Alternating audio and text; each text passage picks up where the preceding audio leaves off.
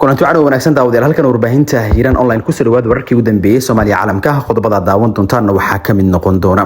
hay'adda NISA ayaa faahfaahin ka bixisay duqeymo 24 saac ee la soo dhaafay ka dhacay shabeellooyinka war ay soo saartay hay'adda NISA ayaa lagu sheegay in howlgal duqeyn ah oo iska kaashanayaan ciidamada hay'adda sirdoonka nabad sugidda qaranka ee NISA iyo ciidanka xoogga dalka ayaa ka dhacay deegaanka Booshareeri ee gobolka Shabeellaha Dhexe warka ayaa intaasi ku daray in howlgalka duqeynta ah lagu bartilmaameedsaday xubno ka tirsan al-shabaab waxaana lagu dilay horjoogayaal maleeshiyaad gaari 29 xubnood oo ka tirsan dhaqdhaqaaqa hubeysan ee al-shabaab sida markaas NISA ay sheegatay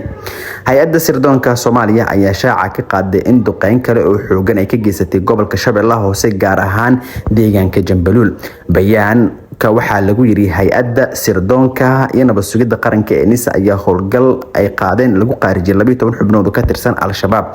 24 saac ee la soo dhaafay ay dawladdu sheegtay in howlgalladan soo bilowday ilaa haddana socda waxaa sidaasi lagu bayaaninayaa isla markaana NISA warka ka soo baxay ay tilmaamtay in jab xoog leh lagu gaarsiiyay argagixisada ugu dambeyn hay'adda nabad sugidda sirdoonka qaranka ee NISA ayaa dadka rayidka ku wargelisay inay ka fogaadaan goobaha ay ku dhuumaaleysanayaan dagaalamayaasha al-shabaab ee bartilmaameed kuwa ciidanka qaranka muddooyinkii u dambeeyay dagaalo culus ayaa ka soconayay qaybo ka mid ah gobolada dalka Soomaaliya dagaalka ugu xoogan ayaa xilligan ka soconaya gobolka Shabeellaha Dhexe kaasi oo u dhaxeeya ciidanka dawladda federaalka Soomaaliya dhaqdhaqaaqa hubeysan ee al-shabaab si gaar ciidanka dawladdan waxay garab ka helayaan ciidanka dadka deegaanka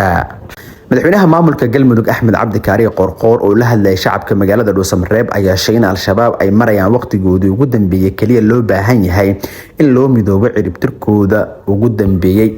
madaxweyne Qorqoor ayaa shaaca ka qaaday inaysan jirin awood ama ciidan u soo kordhay kooxda al-shabaab balse ay yihiin naflacaari ayna mudan yihiin in ay qaybta ka hartay loo midoobo si looga ciribtir lahaa guud ahaan Soomaaliya socda dagaalkii lagu hayay ama lagu jiray ama dalka looga xoreynayay kooxdaas qawaarijta ah oo dhibaatadeedii ay socoto iyadana dadka waxaan rabnaa inay dagaalkeeda iyo iska xoreynteeda si midnimo ah wada jir ah looga qayb qaato culumadooda doorkooda qaataan bulshada qaybaheeda kala duwan doorkooda qaataan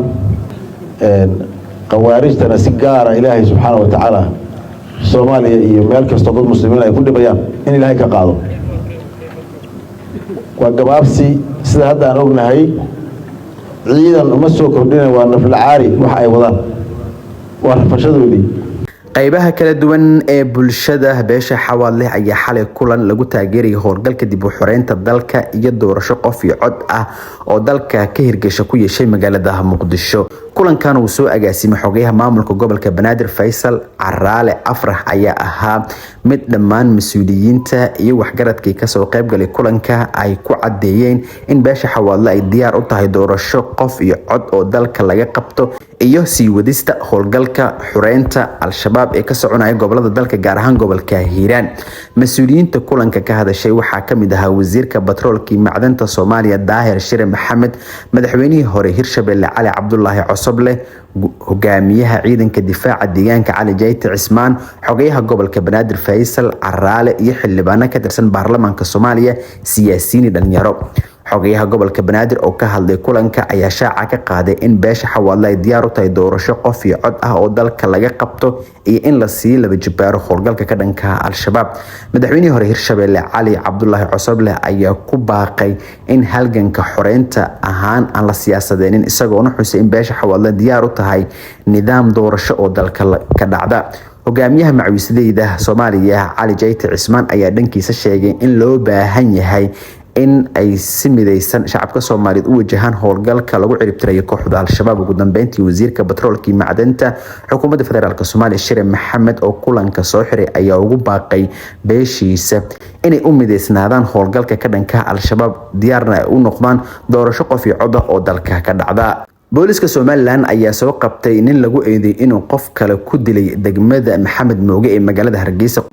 qoraal lagu baahiyay barta Facebook ee ciidanka booliska Somaliland ayaa lagu sheegay in dadaal ay sameeyeen ciidanka ugu dambeyn lagu guuleystay in eedeysanaha gacanta lagu soo dhigo